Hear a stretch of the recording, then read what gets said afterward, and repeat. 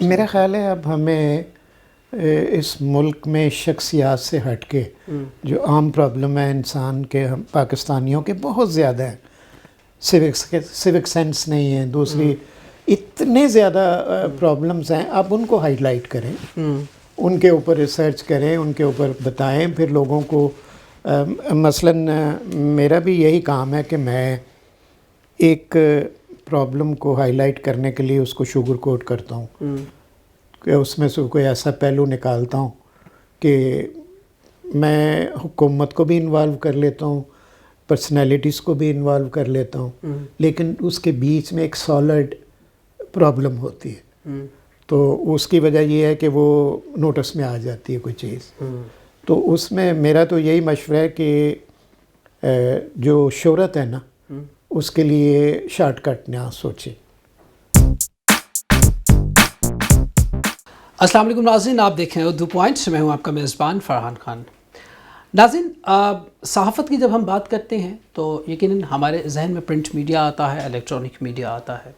اب print media اور electronic media میں ڈفرینس کیا ہے؟ آج کا پروگرام یقیناً ہمارے لیے ایک لرننگ ہے اور سیکھنے کا ایک عمل ہے اپنے سینئر سے اور اپنے بڑوں سے، وہ لوگ جو صحافت کو بہتر طریقے سے جانتے ہیں. ہمارے آج کے مہمان انتہائی قابل احترام مہمان، سینئر جرنلسٹ اور کالمسٹ، معروف کالمسٹ اور معروف کارٹون نویس. آپ نے دیکھا ہوگا ان کو یقیناً بارہا ٹیلی ویژن پہ بھی، اور اس کے علاوہ ان کے کارٹون یقیناً دنیا بھر میں پسند کیے جاتے ہیں. جی جناب، میری مراد جناب جاوید اقبال صاحب. السلام علیکم سر.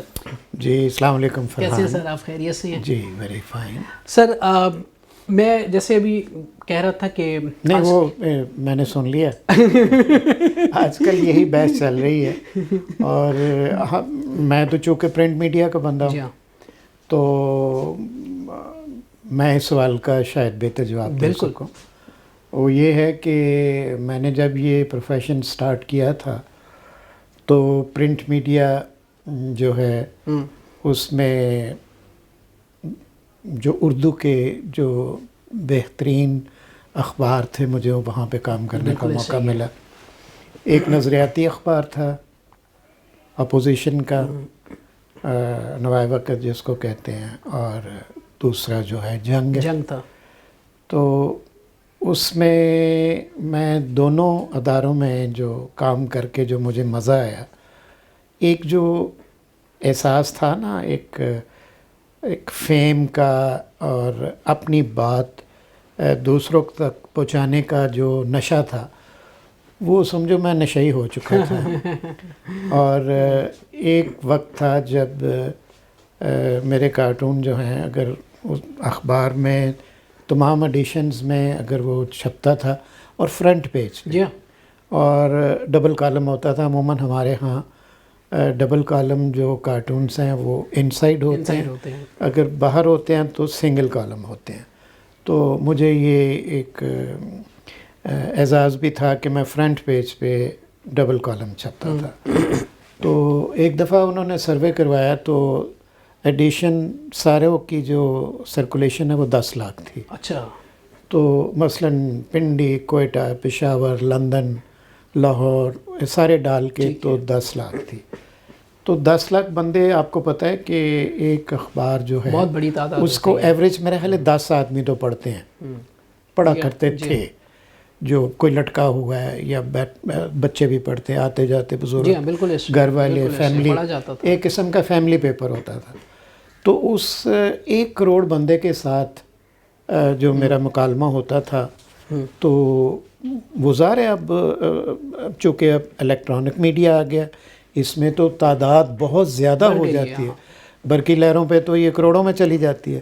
لیکن یہ ہے کہ وہ جو پرنٹ میڈیا کا جو ہوتا ہے نا، کہ جو ایک ریکارڈ ہوتا ہے چھپا ہوا لوگوں کے ہاتھوں میں، ایک فیل ہوتی ہے، ٹچ کر رہے ہیں اس کو، دیکھ رہے ہیں، ڈسکس کر رہے ہیں. تو یہ جو الیکٹرانک میڈیا ہے، یہ اس میں آ کے نا، وہ میں اپنے آپ کو سیکنڈ سٹیزن سمجھنے لگ گیا. مثلاً میں کھڑا ہوتا ہوں وہاں، لوگ کسی بھی جگہ کھڑا ہوں تو میرے ساتھ جو بندہ ابھی 4 دن سے ٹی وی پہ آ رہا ہے نا، تو لوگ اس کی طرف زیادہ متوجہ ہو جاتے ہیں. میں پھر ان کو دیکھ کے نا الیکٹرانک والوں کو تو پیچھے ہٹ جاتا ہوں. میں کہتا ہوں یار یہ جو لوگ تو ان کی طرف متوجہ ہوں گے. تو وہ جو ہے لیکن اچھا سر یہ جو ڈفرینس ہے اب ہم یہی ایک ایشو لے کے آپ کی خدمت میں حاضر ہوں. یہ جو ڈفرینس ہے لوگ کہتے ہیں کہ اکثر اب یہ ایک ڈبیٹ ہے کہ جو الیکٹرانک کا بندہ ہے وہ صحافی نہیں ہے. ڈاکٹر بھی صحافی بن گئے ہیں, آرٹسٹ بھی صحافی بن گئے ہیں, فلم والے بھی صحافی بن گئے ہیں. آپ کیا کہتے ہیں صحافی ہے کون اصل میں؟ میرا خیال ہے کہ الیکٹرانک ہر بندہ کیمرے کے سامنے نہیں بیٹھ سکتا. ٹھیک ہے. اس کے لیے آپ کو ذہین فتین اور مسکین نہیں ہونا چاہیے. تو اس میں یہ ہے کہ جو بولنے کا فن آنا چاہیے. ٹھیک ہے. تو اب میں مثلاً ایک دم اگر مجھے کیمرے کے آگے آپ بٹھا دیں, آپ تو چونکہ فیملی فرینڈ ہو تو میں بڑا کمفرٹیبل ہوں آپ کے ساتھ, تو اس میں ٹھیک ہے. لیکن میرا خیال ہے کہ جو جہاں تک مجھے علم ہے کہ ان کے پیچھے ایک پوری ٹیم ہوتی ہے جو انہوں نے مائک لگایا ہوتا ہے. جی ہاں. تو اس میں لوگ گائیڈ کر رہے ہوتے ہیں, بتا رہے ہوتے ہیں, لپس اس کے ہوتے ہیں اور سوالات پیچھے سے آ رہے ہوتے ہیں. تو ایک پوری ٹیم ہوتی ہے. بالکل ایسے ہی. اور جتنا اچھا چینل ہوگا, جتنا بڑا چینل ہوگا, اتنی اس کی ٹیم کی سپورٹ ہوتی ہے. تو مجھے الیکٹرانک میڈیا پہ سے کوئی اعتراض نہیں ہے. ٹھیک ہے. لیکن جو اسٹینڈرڈ ہے یا اس کے نامز ہیں جو وہ ٹھیک نہیں ہے. مثلاً جو پہلے پی ٹی وی تھا کسی کو کوئی شکوہ نہیں تھا. 12 بجے لوگ سو جاتے تھے, قومی ترانہ ہوتا تھا ہیں, اور ہر چیز گڈی گڈی. جو پازیٹیو ہے وہی آئے گی, نیگیٹو چیز بالکل نہیں تھی. تو قوم میں ایک ہوپ تھی, ایک امید تھی, اور وہ یہ سمجھتے تھے کہ جو گورنمنٹ ہے بہت اچھا کام کر رہی. بالکل ٹھیک ہے. لیکن اب یہ الیکٹرانک میڈیا میں یہ ہوتا ہے کہ جو ہی آپ کوئی منہ سے بات نکالتے ہیں, چاہے حکومت ہے, کوئی سیاستدان ہے, کوئی لیڈر ہے, ایک دم اس کے الفاظ پکڑ کے نا تو وہ مدانی کی طرح وہ لسی بنانا شروع کر دیتے ہیں. پھر وہ سارے چینل دیکھا دیکھی, میرا خیال ہے اب 80 کے قریب تو چینلز ہوں گے. نہیں, پاکستانی چینل کتنے ہیں کوئی آئیڈیا ہے؟ پاکستانی تو تقریباً 40-50 کے 40-50, چلو مین جو ہیں وہ 10-12 ہیں. تو اس میں یہ ہے کہ میں یہ کہتا ہوں کتنی بھی ایفیشینٹ گورنمنٹ ہو وہ الیکٹرانک میڈیا کا مقابلہ نہیں کر سکتی. اس لیے نہیں کر سکتے, اس لیے کہ وہ ان کے ابھی بھی پرانا ہمارے ہاں سسٹم ہے. وہ ٹیکنالوجی کو تو ہم نے استعمال نہیں کیا دفتروں میں. ابھی بھی وہ یہ ہوتا ہے, ایک آرڈر ہوتا ہے, وہ جا کے ٹائپ ہوتا ہے, پھر وہ کئی دفعہ وہ پوسٹ ہو جاتا ہے, پھر وہ ہر اس کا لین مطلب کوئی 24 گھنٹے 48 گھنٹے لگ جاتے ہیں. لیکن یہ 24 سیکنڈ میں اس کا تیا پنچا ایک کر دیتے ہیں. تو الٹیمیٹلی رزلٹ اس کا یہ ہوا ہے کہ قوم جو ہے کنفیوز ہے.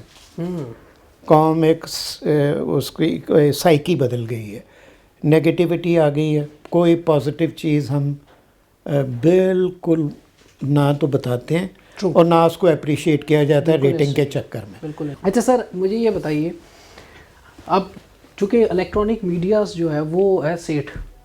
اب سیٹھ کی اپنی ڈائریکشنز ہیں, اس کی اپنے فوکس ہیں, اس کا اپنا ایریا ہے, اس کو پتہ ہے کہ اس نے کدھر رہ کے کرنا ہے.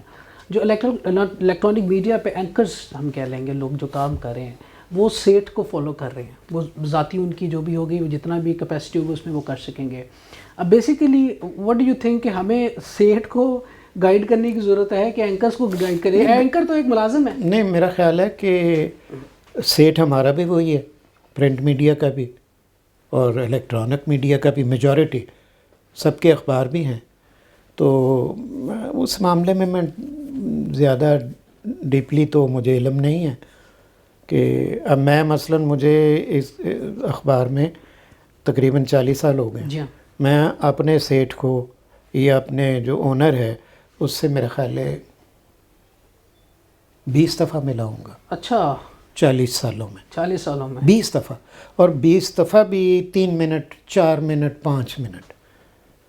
تو اس لیے جو ہے نا وہ جو پرنٹ میڈیا ہے نا اس کے حالات جو ہیں وہ اتنے اچھے نہیں ہیں. الیکٹرانک میڈیا کا بھی مجھے پتہ ہے کہ کچھ اینکر تو ملینز میں کھیلتے ہیں بالکل. اور کچھ بیچارے جو ہوتے ہیں وہ ان کو تنخواہیں بھی نہیں ملتی. اچھا یہ اب تنخواہوں کی جو آپ بات کر رہے ہیں، اب کچھ اینکرز جو ہیں وہ ان کی ملین میں سیلری ہوگی. اب ایک پورا ایک سیٹ اپ ہوگا، ایک اینکر کی ایک تنخواہ ہوگی اور تقریباً میرے خیال میں 100 بندوں کی اتنی تنخواہ ہوگی جتنی ایک اینکر کی ہوگی ادارے کے اندر. ڈاؤن سائزنگ ہو رہی ہے، اس کے اندر ادارے میں سے لوگوں کو نہیں کر رہے، لیکن اینکر ادھر ہی رہے گا. اس کا مطلب ہے اینکر ان کی مجبوری بن جاتا ہے. ہاں نہیں، وہ جو چیز دیکھو میں تمہیں بتاؤں، میں اکثر لوگوں سے بات کرتا ہوں تو وہ کہتے ہیں بھئی مارکیٹ اکانومی تو کیا ہے، جو چیز بکتی ہے ٹھیک ہے نا، اس کی تو ایتھکس اس میں کوئی ایتھکس کوئی نہیں ہے. اور یہ وار ہے تو اس میں جو بڑھ چڑھ کے بولے گا، جو زیادہ، ہاں بالکل. تو اس میں اب جو ہیں وہ کئی لوگ جو ہیں وہ ان کی مجبوری بھی ہے، بن چکے ہیں کہ وہ ادھر جاتے ہیں پھر وہ واپس لے آتے ہیں ان کو. تو اس کا مطلب کوڈ آف کنڈکٹ کوئی نہیں ہے، بس وہ ایک وار آف ورڈز ہے جو جس میں جتنا بلنٹ ہوگا، جتنا لاؤڈ ہوگا، جتنا وہ عزت نفس کی دھجیاں اڑا دے گا ایک دوسرے کی، یا پھر جو جتنا ہی آپ کلیئر کٹ نہیں. اب دیکھیں نا، میں آپ کو بتاؤں کہ ہمارے ملک میں پتہ کس کی ویلیو ہوتی ہے؟ جو اونچا بولے. جی ہیں جی یا جس کا ٹریننگ کرائی جاتی ہے. ہاں تو اس میں اب یہ ہے کہ میں خود کئی دفعہ میں نے میری زندگی کے سامنے ایسے واقعات ہوئے ہیں کہ جو بولنے والے ہوتے ہیں نا وہ چنے جاتے ہیں، سلیکٹ ہو جاتے ہیں کئی اور چیزوں کے لیے. تو میں کئی دفعہ گیا ہوں VIP فلائٹس پہ، تو مجھے کہتے تھے آ کے، مثلاً پرائم منسٹر آنے والا تو منسٹر انفارمیشن کے جب یہ سب آپ بھی بولیں، تو میں کہتا تھا نہیں میرا کام بولنا نہیں ہے، میں ادھر ہی ٹھیک ہوں. تو لیکن جو بولتے تھے وہ جناب فوراً نظروں میں آ گئے. تو میں الحمدللہ جتنی پاپولیرٹی یا جتنی فیم مجھے مل چکی ہے میں اس کے بونس پہ چل رہا ہوں.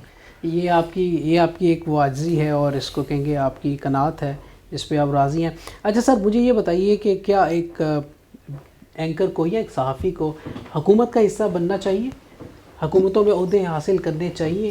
ایز اے جرنلسٹ میں بات کروں گا، نہیں کرنے چاہیے اس کو اپنے پیشے. پھر پتہ کیا میں آپ کو بتاؤں، جب آپ ملازم ہو جاتے ہیں نا کسی کے تو پھر آپ بات نہیں کر سکتے.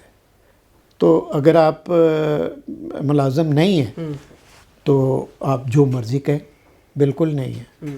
تو میرا خیال ہے کہ نہیں ہونا چاہیے. یہ پرسنل انٹرسٹ ہوتے ہیں یا پھر جس کی وجہ سے مراد حاصل کرنے کے لیے انٹرسٹ ہوتے ہیں، حکومتیں بھی شامل کرتی ہیں. اب سابقہ دور میں بھی دیکھا، اب بھی شاید کچھ لوگ ضرور آئیں گے.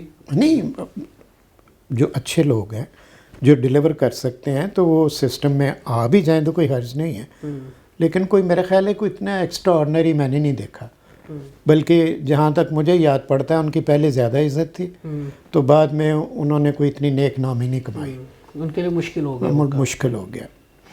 آپ کیا گائیڈ کریں گے ہمارے جو نئے لوگ ہیں، خاص طور پہ جو بچے محض کام میں ہیں، اس فیلڈ میں آنا چاہ رہے ہیں، جرنلزم کے اندر آنا چاہ رہے ہیں، ان کی ایتھکس کیا ہونے چاہیے؟ ان کو کس چیز کا بہت زیادہ خیال رکھنا چاہیے؟ کیا بنیادی چیزیں آپ؟ میرا خیال ہے اب ہمیں اس ملک میں شخصیات سے ہٹ کے جو عام پرابلم ہے انسان کے، ہم پاکستانیوں کے بہت زیادہ ہیں. سیوک سینس نہیں ہے، دوسری اتنے زیادہ پرابلمز ہیں. آپ ان کو ہائی لائٹ کریں، ان کے اوپر ریسرچ کریں، ان کے اوپر بتائیں، پھر لوگوں کو مثلاً میرا بھی یہی کام ہے کہ میں ایک پرابلم کو ہائی لائٹ کرنے کے لیے اس کو شوگر کوٹ کرتا ہوں کہ اس میں سے کوئی ایسا پہلو نکالتا ہوں کہ میں حکومت کو بھی انوالو کر لیتا ہوں، پرسنالٹیز کو بھی انوالو کر لیتا ہوں، لیکن اس کے بیچ میں ایک سالڈ پرابلم ہوتی ہے. تو اس کی وجہ یہ ہے کہ وہ نوٹس میں آ جاتی ہے کوئی چیز. تو اس میں میرا تو یہی مشورہ ہے کہ جو شہرت ہے نا اس کے لیے شارٹ کٹ نہ سوچیں. پازیٹیو رہ کے جو ہے نا محنت اور مطالعہ، پڑھائی، اور چونکہ اب پرنٹ میڈیا سے زیادہ الیکٹرانک کا دور ہے تو اس میں یہ ہے کہ جتنا آپ کا مطالعہ وسیع ہوگا اتنی زیادہ آپ اور پڑھیں، ڈگری لیں، ٹیکنالوجی میں عبور حاصل کریں. تو انشاءاللہ پاکستان میں میں بالکل نا امید نہیں ہوں. اتنا زیادہ ٹیلنٹ ہے فرحان کہ لوگوں کے یوتھ میں آئیڈیاز کے سمندر ہیں, ابلنے کے قریب ہیں. تو ان کو اگر صحیح طرح کوئی گائیڈ لائن مل جائے یا ان کا فوکس ہو جائے. ہمارا یوتھ نا فوکس نہیں ہے. یہ بہت اگر آپ فوکس کر لیں کسی چیز کو تو میں آپ کو یقین دلاتا ہوں کہ وہ چیز آپ ضرور حاصل کریں گے. بالکل ٹھیک ہے sir, thank you very much. My بہت pleasure. شکریہ آپ کی. یقیناً یہ گفتگو ہے ہمارے ناظرین کے لیے اور وہ لوگ جو لرنر ہیں, خاص طور پر صحافت میں آنا چاہتے ہیں, ان کے لیے آج کا پروگرام. یار لرنر تو میں ابھی بھی ہوں. میں تو ہر روز نئی چیز سیکھتا ہوں کوئی.